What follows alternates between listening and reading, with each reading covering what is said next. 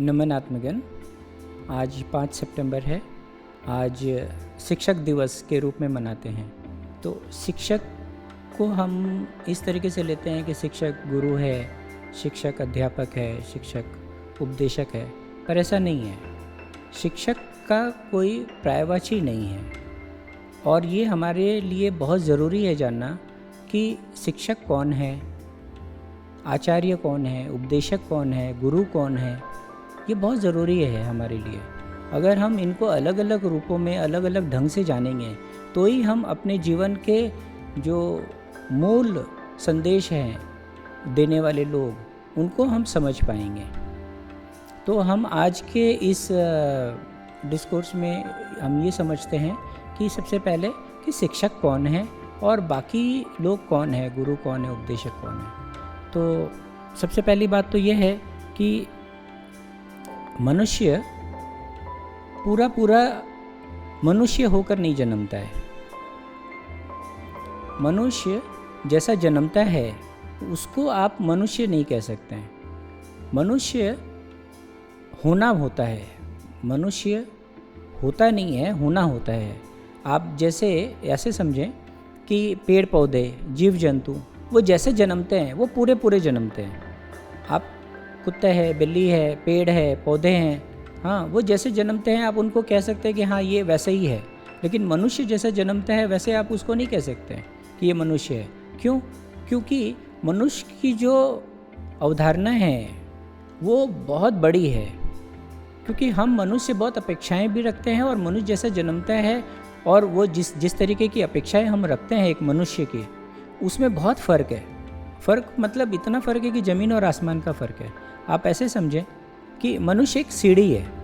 एक तरफ तो वो बिल्कुल पशु की तरह है और एक तरफ वो देवता होने की संभावना रखता है। अब आप एक छोटे से उदाहरण के लिए ले लीजिए, आरजीकर केस में जो हुआ, तो हमें ऐसा लगता है कि ये जो व्यक्ति रहा होगा जो भी, ठीक है, वो तो मनुष्य होने के लायक ही नहीं, मनुष्य कहलाने के लायक ही नहीं है। वो तो पशु भी कहलाने के लायक नहीं है ना। अच्छा, दूसरी तरफ हम देखते हैं कृष्ण, बुद्ध, महावीर, जीसस, जरस्त्रु, नानक, कबीर, आप उनको देखिए, वो बिल्कुल देवता स्वरूप हैं। इसीलिए हमने उनको देवता भी कह दिया है। हम उनको देवता के अवतार कह देते हैं। हम उनको, कृष्ण को हम मनुष्य कहाँ कहते हैं? हम जीसस और मोहम्मद को कहाँ कहते हैं मनुष्य हैं? हम तो उनको कहते हैं कि वो देवता हैं और हमने उनको देवता बनाकर उनको पूजना भी शुरू कर दिया है। तो इतना फ़र्क है मनुष्य होने में। एक मनुष्य ऐसा हो सकता है और एक मनुष्य वैसा हो सकता है। मुझे एक छोटी सी कहानी याद आ रही है, वो मैं आपसे बताता हूँ कि एक राजा था, तो उसने अपने एक आर्टिस्ट को बुलाया और उसने कहा कि मुझे एक ऐसे आदमी का पेंटिंग बना के दो जिसको देखने से मुझे बहुत अच्छा लगे। मैं सुबह जब उठूँ तो मुझे ऐसा लगे कि मुझे देवता के दर्शन हो गए। वो जो पेंटर था, आर्टिस्ट था, वो बहुत ही अच्छा था। हाँ, तो उसने बहुत उसने खोजबीन की, बहुत घूमा और वर्षों के मेहनत के बाद उसने एक आदमी को देखा, एक नवयुवक को देखा और उसके चेहरे पे जो आभा थी, जो शांति थी, जो खुशी थी, उसको लगा अरे ये तो परमात्मा तुल्य है, मैंने ईश्वर की तरह, मतलब उसका चेहरा सौम्य था। तो उसने उससे रिक्वेस्ट किया कि मैं तुम्हारी एक पोर्ट्रेट बनाना चाहता हूँ, एक पिक्चर बनाना चाहता हूँ। फिर उसने उसकी एक पिक्चर बनाई और वो पिक्चर बना के उसने राजा को भेंट दिया। तो राजा भी बहुत प्रसन्न हुआ कि सचमुच उसका जो चेहरा है उसको देखने से लगता है कि ये तो भगवान का चेहरा है। इतना अच्छा चेहरा लगा उसको, मैंने राजा को, ठीक है। फिर क्या हुआ कि 20 साल बाद राजा के मन में एक ख्याल आया।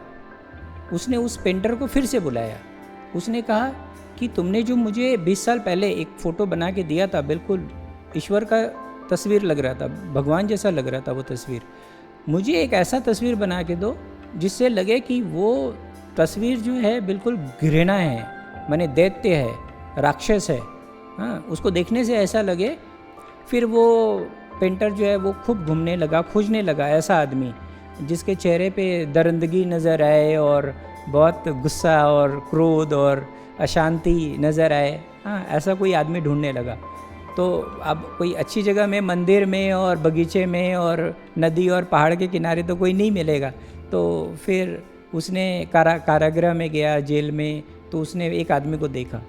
तो एक आदमी को देखा तो उसके चेहरे पे जो है ना वही क्रूरता और वैसी लगी। मुझको लगा कि इससे भयानक आदमी नहीं हो सकता कोई। उसने उस आदमी को बोला कि मैं तुम्हारा एक पोर्ट्रेट बनाना चाहता हूँ।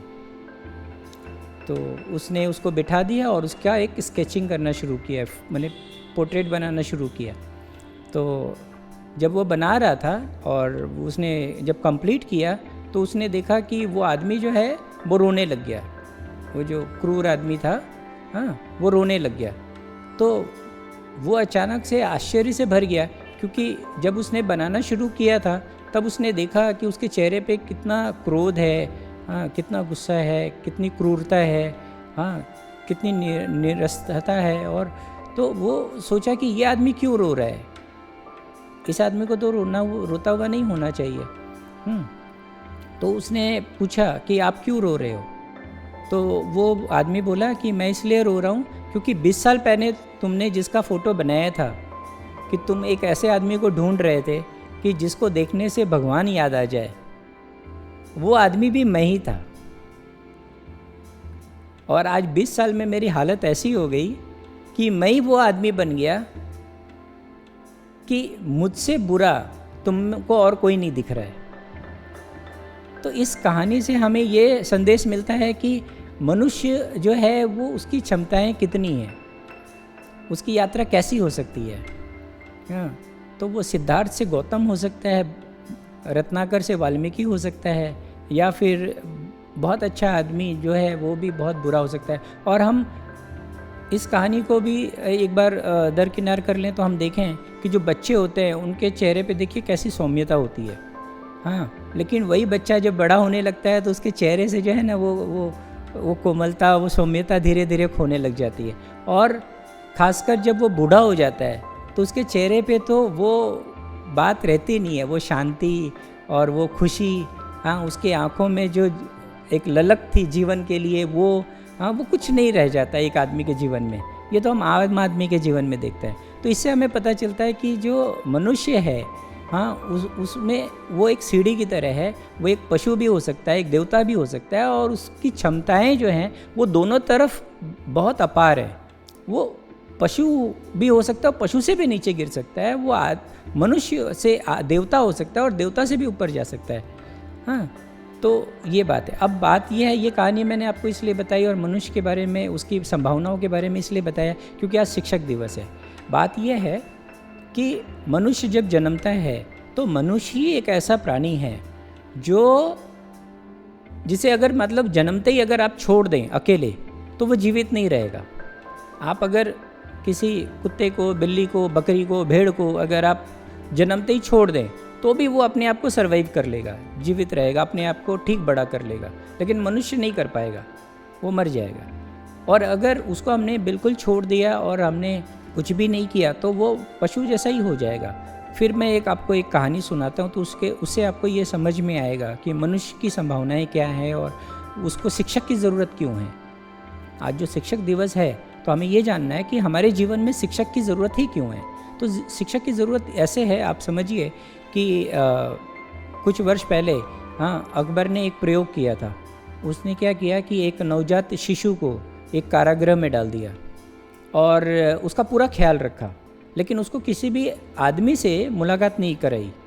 उसको अच्छे से अच्छा खाना देता था जिससे वो अच्छे से जीवित रहे, स्वस्थ रहे और बड़ा होता जाए। तो वो बड़ा होता गया, लेकिन उसकी बातचीत किसी से नहीं हुई। तो वो बड़ा तो हो गया और वो जब 17 साल का हो गया तो उसको जब बाहर निकाला गया, हाँ, और उसको जब सामने खड़ा किया गया तो मनुष्य जैसा कुछ भी नहीं था। देखने में तो वो बिल्कुल आदमी जैसा था, मनुष्य जैसा था, लेकिन मनुष्य जैसा उसमें कुछ भी नहीं था। ना वो बोल सकता था, ना अपने आप को समझ पाता था, ना वो बिल्कुल, आप ऐसे समझिए वो एक मांस का टुकड़े की तरह ही था एक तरीके से। उसको होश ही नहीं है किसी भी बात का, उसको पता ही नहीं है कि वो मनुष्य है। उसको पता नहीं है कैसे बोलना है, कैसे चलना है, क्या करना है, सामने वाला कौन है, हाँ, कुछ भी नहीं पता है। जैसे एक मान लीजिए आपके सामने कोई भेड़ को रख दे, भेड़ बकरी को कोई रख दे और आप जैसे व्यवहार देखेंगे वैसे ही वो व्यवहार कर रहा था। तो आप समझ पा रहे हैं कि शिक्षक की क्यों ज़रूरत है हमारे जीवन में। तो शिक्षक की ज़रूरत तो है हमारे जीवन में, बिना शिक्षक के तो मनुष्य हो ही नहीं सकता। लेकिन एक बात यहाँ पे मैं आज कहना चाहूँगा कि शिक्षक जो शब्द है वो बहुत महत्वपूर्ण है हमारे जीवन के लिए, ये तो हमने समझा। लेकिन शिक्षक के भी बहुत आयाम हैं जिसको हम अलग अलग नामों से जानते हैं। शिक्षक का कोई पर्यायवाची नहीं है वैसे देखा जाए तो। आप देखिए शिक्षक जो है उसके जब बात होती है तो लोग कह देते हैं कि गुरु शिक्षक है ना, पर गुरु और शिक्षक एक नहीं है। गुरु और शिक्षक में बहुत फ़र्क है, ज़मीन और आसमान का फ़र्क है। और गुरु और शिक्षक के बीच में भी कई कैटेगरीज़ हैं, कई स्टेजेस हैं। जैसे शिक्षक के बाद आप समझिए अध्यापक है, आचार्य है, उपदेशक है। तो आइए हम लोग आज इसको समझते हैं, एक एक को समझते हैं आस्ते आस्ते। हाँ, तो शिक्षक तो मैंने आपको बताया। शिक्षक कौन है? शिक्षक तो क्या है, आपको बाहरी जगत के बारे में, जैसे ही आप जन्मते हैं तो आपको बाहरी जगत के बारे में जो बताए, एक तरीके से जो बाहरी जगत के बारे में सूचनाएं दे, वो है शिक्षक, ठीक है। लेकिन अब उसके आगे की बात करें तो वो होते हैं अध्यापक। अब अध्यापक कौन होते हैं? आप विद्यालय में जाते हैं तो आपको क्रमबद्ध वो सिखाते हैं, डिटेल में बातें करते हैं, सब चीज़ों के बारे में पढ़ाते हैं, आपको इतिहास पढ़ाते हैं, भूगोल पढ़ाते हैं, हाँ, गणित पढ़ाते हैं। तो वो कौन पढ़ाता है? वो अध्यापक पढ़ाता है आपको। तो इस तरीके से शिक्षक और अध्यापक भी अलग हैं। अब और आगे अगर हम अपनी यात्रा करें जीवन की, हम देखते हैं कि फिर वो आचार्य है। अब आचार्य कौन है? देखिए अभी तक हमने बात की बाहरी जगत के बारे में। तो जैसे जीवन में बाहरी जगत होता है वैसे ही हमारे जीवन में भीतरी जगत है, इनर वर्ल्ड जिसको हम कहते हैं। हाँ, अंतर यात्रा भी होती है। एक बाहरी यात्रा होती है, एक अंतर यात्रा। और ये सिर्फ मनुष्य के लिए संभव है और किसी के लिए नहीं। कोई पेड़ पौधे, कोई जीव जंतु नहीं करते हैं ये यात्रा सिर्फ मनुष्य ही करता है। तो अब यहाँ पे बात आती है अंतर जगत की। तो अंतर जगत में आपको कौन लेके जाता है? वो आचार्य लेके जाता है। अब आचार्य क्या करता है? आचार्य भी एक तरीके से आपको सूचनाएं देता है। किसकी? धर्म शास्त्र की, मंत्रों की, यज्ञों की, तपों की। हाँ, तो वो आचार्य करते हैं। तो वो भी लेकिन एक तरीके से सूचनाएं ही हैं। हाँ, अब आगे बढ़ें, अगर हम जीवन को और अपने गहराई से देखें और जिएं तो हमें क्या पता चलता है? हमारे जीवन में उपदेशक भी हैं। अब उपदेशक कौन है? उपदेशक जो देशनाएं देते हैं, जो दृष्टि देते हैं अंतर जगत की। तो उपदेशक क्या करते हैं? उपदेशक आपको ये बताते हैं कि क्या सही है, क्या गलत है। जो आपने शास्त्र पढ़ा है, ठीक है, उसका निचोड़ देते हैं और आपके जीवन को मार्गदर्शन देते हैं। वो आपको बेसिकली नीति बताते हैं। वो नीति शास्त्री को हम कह सकते हैं कि वो उपदेशक होते हैं, ठीक है। अब ये गुरु जो है, ये बहुत बड़ी बात है, बहुत बड़ी घटना है। हाँ, अब हमने यात्रा शुरू की थी शिक्षक से, अब हम बात कर रहे हैं गुरु की। तो गुरु जो है उसकी महानता बहुत निराली है, बहुत बड़ी है। गुरु को तो हम ये कहते हैं कि जैसे मान लीजिए राजा है, राजा अपने राष्ट्र में पूजा जाता है। हाँ, लेकिन गुरु तो तीनों लोकों में पूजा जाता है। आप लोग समझ रहे हैं? ये नहीं कि सिर्फ अपने राज्य में या अपने राष्ट्र में, पृथ्वी के बाहर भी जो लोग हैं, जब मैं लोग को कह रहा हूँ तो अब आप लोग समझिए कि हम जो देख पाते हैं, हम जो समझ पाते हैं, वो बहुत बहुत सीमाबद्ध है। हम इस आँखों से क्या देख पाते हैं? हाँ, अगर हमें कोई पहाड़ की कोई तस्वीर अगर हमारे सामने रख जाए तो हम वो ठीक नहीं देख पाते जब तक कि पोलराइड चश्मा हमको नहीं लगाया जाए। तो जब हम पोलराइड चश्मा लगाते हैं तो हम पहाड़ को पूरा देख पाते हैं, उसके रेनबो को देख पाते हैं, उसके बादलों को देख पाते हैं, ठीक। तो हमें एक साधारण जो चित्र है उसको देखने के लिए भी पोलराइड चश्मा चाहिए। तो ये जो लोक है, इस लोक में कई लोग हैं, उसको देखने की तो क्षमता हम में है ही नहीं। एक बहुत मीठी कहानी है कि गौतम जो थे, सिद्धार्थ, तो उन्होंने जब निर्वाण को उपलब्ध हुए, जब इनलाइटेंड हुए, तो सारे देवता जो हैं वो आ गए उनके पास, क्योंकि वो निर्वाण को उपलब्ध होने के बाद चुप हो गए थे। कुछ नहीं बोलते थे। तो सब डर गए कि अगर इन्होंने जो सत्य को पाया है, अगर ये चुप रह गए तो हम लोग तो उस सत्य से वंचित रह जाएंगे। तो कहानी ये है कि देवताएं जो हैं वो उतर आए और हाथ जोड़कर उनसे विनती की कि आप चुप न रहें, आप बोलें, क्योंकि जो सत्य जो की ऊंचाइयों को आपने जान लिया है वो उसको आप प्रकट करें, बताएं हम लोगों को, हम भी सुनना चाहते हैं। तो गुरु की ऐसी महिमा है। गुरु को तो हमने परमात्मा कहा है, गुरु ब्रह्मा गुरु विष्णु गुरु देवो महेश्वर, है ना। हमने गुरु को ब्रह्म कहा है, गुरु को हमने विष्णु कहा है, गुरु को हमने महेश कहा है। तो गुरु को तो हमने भगवान समान रखा है। और कबीर की सुने आप, तो उन्होंने तो गुरु को जो है गोविंद से भी पहले रखा है। वो कहते हैं ना, गुरु गोविंद दोऊ खड़े काके लागू पाए। तो उन्होंने बताया फिर कबीर ने, बलिहारी गुरु आपकी गोविंद दियो बताए। हाँ, तो बलिहारी जो है उन्होंने की है। तो उन्होंने गुरु की कितनी बड़ी महिमा कही है कबीर साहब ने। तो ये जो गुरु है, क्या आप इस गुरु को आप उस शिक्षक से तुलना कर सकते हैं? क्या आप एक शिक्षक को बोल सकते हैं गुरु ब्रह्मा गुरु विष्णु? जो टीचर्स आपको पढ़ाने आ रहे हैं इतिहास भूगोल और गणित, क्या आप उनको उनमें आप ईश्वर देखते हैं? क्या आप उनको मान सकते हैं कि यही ब्रह्मा है, यही विष्णु है? तो आप समझें इस बात को कि कौन है गुरु। आज शिक्षक दिवस है, तो शिक्षक तो बहुत ज़रूरी है ही हम सबके जीवन में, हमारी यात्रा ही शुरू होती है वहीं से, तो बहुत ज़रूरी तो है ही। लेकिन हमें अंतर्जगत के लिए ये बहुत ज़रूरी है जानना कि शिक्षक तक नहीं रुकना है, हमें शिक्षक तक नहीं रुकना है, हमें और गहरे उतरना है। हमें अध्यापक के पास जाना है, आचार्य के पास जाना है, उपदेशक के पास जाना है, गुरु के पास जाना है। हमें देखना है कि हमारे जीवन में गुरु है कि नहीं। गुरु कोई ज़रूरी नहीं है कि जो बहुत पॉपुलर हो जाए, जिसका बहुत नाम हो जाए, जिसके हजारों लाखों करोड़ों जो शिष्य बन जाए, उसी को आप गुरु बनाएं। ये भी एक हमारी धारणा गलत है। हमने एक धारणा बना रखी है कि अगर कोई आदमी है और उसके पीछे अगर लाखों लोग लगे हुए हैं तो इसका मतलब है कि वो गुरु है। अरे उसने मार्केटिंग अच्छी की है इसीलिए वो गुरु है। लेकिन कोई ज़रूरी नहीं है कि आप ऐसे व्यक्ति को गुरु बनाएं। गुरु तो वो होगा जो आपको अंतर्दृष्टि देगा। तो गुरु का शाब्दिक अर्थ होता है, गुरु बना है 2 अक्षरों से, गु और रू। गु का अर्थ होता है अंधकार और रू का अर्थ होता है प्रकाश। तो जो आपको अंधकार से प्रकाश की ओर ले जाए वो है गुरु। गुरु वो है जो अपने अनुभव से आपको जो है आपकी नैया को पार करे, आपको आँख दे, आपको परमात्मा के प्रति प्यास जगाए आपके अंदर, वो है गुरु। अब आप देखिए आज जो हम लोग शिक्षक दिवस की बात कर रहे हैं, अगर हम इसको इस तरीके से बात करें कि आज शिक्षक दिवस है, 5 तारीख है, और ये इसलिए मनाते हैं क्योंकि राधा कृष्णन जी का जन्म हुआ था।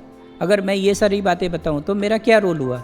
मैं इस तरीके से बात करूं कि जैसे मैं शिक्षक हूं, ठीक है।